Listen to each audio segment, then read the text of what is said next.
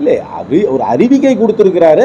அடுத்த இந்த தேர்தலில் அது வரப்போறதுல, அடுத்த தேர்தலில் வரப்போகுது. இனிமேல் காலத்தில் தான் பார்க்கணும் அது அந்த கட்சி என்ன, அந்த கட்சியோட கொள்கைகள் என்ன, என்ன செயல்பாடு, யார் என்ன மாதிரி முன்னிறுத்துறாங்களா, இனிமேல் தான் பண்ணணும். அதனால் டூ ஏர்லி டு கமெண்ட். வரும் தமிழக அரசியல் இளைஞர்கள் முன்னிறுத்து போகிறதுக்கான சூழ்நிலை உருவாக்கி, ஏன்னா ஸ்டாலின் அமைச்சராக இருக்காரு, விஜய் கட்சி தொடங்க போறாரு, அடுத்து பின்னால் தொடங்க போறாரு, அண்ணாமலை ஒரு சைடு இருக்காரு, நீங்க ஒரு சைடு இருக்கீங்க. இல்லை, நான் இளைஞரெல்லாம் என்ன சொல்லக்கூடாது. இனிமே என்னோட பொண்ணே காலேஜ் முடிச்சிருச்சு, நான் எவ்வளோ நாள் இளைஞர் நான் சொல்லிட்டு இளைஞர்களை முன்னிறுத்தி தமிழக அரசு போகணும்னு நினைக்கிறீங்களா? சரி, ஜெனரேஷனல் சேஞ்சுன்றது ஒரு நேச்சுரல் ப்ராசஸ் தானே. இதில் இன்னும் ஒரு விசித்திரமான ப்ராசஸ் கிடையாது. ஒரு ஜெனரேஷனல் சேஞ்சுன்றது பாலிடிக்ஸாக இருந்தாலும் சரி, ஆர்கனைசேஷனாக இருந்தாலும் ஒரு நேச்சுரல் ப்ராசஸ் தான். இதில் ஒன்றும் ஒரு எக்ஸப்ஷனல் சேஞ்சுலாம் என்ன சொல்கிறது. அது ஒரு இயக்கத்துக்கு என்ன நேச்சுரலாக நடக்குமோ அது நடக்க தான் போகுது. விஜய் கட்சி தொடங்குறதுக்கு முன்னாடியே பல கட்ட சமூக சேவைகள் செய்து தான் கட்சி தொடங்குறாரு.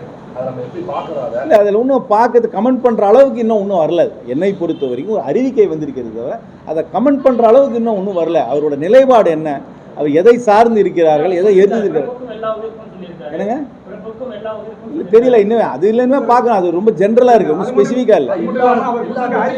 முதல் அறிக்கை கொடுத்திருக்காரு. அந்த அறிக்கையை மற்ற அரசியல் தலைவர்கள் ஒரு எடுத்துக்காட்டாக தான் சொல்றாங்க.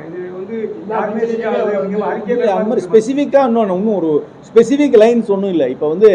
இப்போ வந்து அவருடைய ஜிஎஸ்டியை பற்றி அவரோட நிலைப்பாடு என்ன, அவர் ஒரு இந்த நிதி பங்கீட்டை பற்றி அவரோட நிலைப்பாடு என்ன, அப்புறம் இந்தியாவோட வெளியுறவு கொள்கையை பற்றி அவரோட நிலைப்பாடு என்ன, அப்புறம் நதிநீரை பற்றி அவரோட நிலைப்பாடு என்ன, ப்ரைவேட்டைசேஷனை பற்றி அவரோட நிலைப்பாடு என்ன, அப்புறம் அரசாங்கமே தொழிற்சாலையை நடத்த வேண்டுமா இல்லைனா அதை தனியார் மயப்படுத்த வேண்டுமா, அதை பற்றி அவரோட நிலைப்பாடு என்ன. பல விஷயங்களில் நிலைப்பாடை சொன்னப்புறம் தான் நம்மளை கருத்து சொல்ல முடியும்.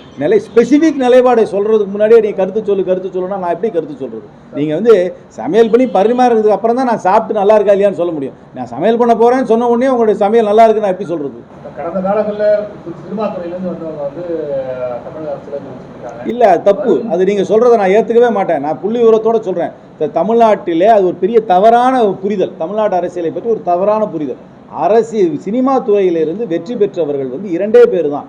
ஒன்று இரண்டு பேரும் முன்னாள் முதல்வர்கள், திரு எம்ஜிஆர் அவர்களும் செல்வி ஜெயலலிதா அவர்களும். சரி, திரு எம்ஜிஆர் அவர்கள் மகத்தான பெரிய அரசியல் கட்சியான திராவிட முன்னேற்ற கழகத்திலிருந்து பிரிந்து அதில் ஒரு பிரிவை தான் ஒரு அரசியல் கட்சியாக மாற்றினார். செல்வி ஜெயலலிதா அவர்கள் அந்த கட்சியிலே நடந்த தலைமை போராட்டத்தில் ஒரு பிரிவுக்கு முதல்ல தலைவராகி பின்னர் அந்த இரண்டையுமே ஒன்று சேர்த்து அதுக்கு ஆனார். புதிதாக அவர் கட்சியெல்லாம் ஆரம்பிக்கல, செல்வி ஜெயலலிதா ஆரம்பிக்கல. ஆனால் அரசியலிலே வெற்றி பெற்றவர்கள் 2 பேர் தான். மற்றபடி பார்த்தீர்கள்னா சிவாஜி கணேசனாக இருக்கட்டும், விஜயகாந்தாக இருக்கட்டும், சரத்குமாராக இருக்கட்டும், கமலஹாசனாக இருக்கட்டும், அவர்களெல்லாம் அரசியல் கட்சி தொடங்கியோ அரசியலிலே அந்த அளவுக்கு வெற்றி பெற்றதில்லை. அதனால் அரசியல் கட்சியிலே தமிழ்நாட்டு அரசியலிலே சினிமா துறையை சார்ந்தவர்கள் வெற்றி பெறுகிறார்கள் என்பதை நான் ஏற்றுக்கொள்வேன். அது திராவிட முன்னேற்ற கழகம் தான் முடிவெடுக்க வேண்டும். ஆனால் கட்சியை சேர்ப்பது, அவர்களை சேர்த்துக்கொள்ள வேண்டிய முடிவு எடுக்க வேண்டிய நிலையிலே திராவிட முன்னேற்ற கழகம் தான் இருக்கு. செய்திகளை உடனுக்குடனும் துல்லியமாகவும் தெரிந்து கொள்ள சப்ஸ்கிரைப் பண்ணுங்க.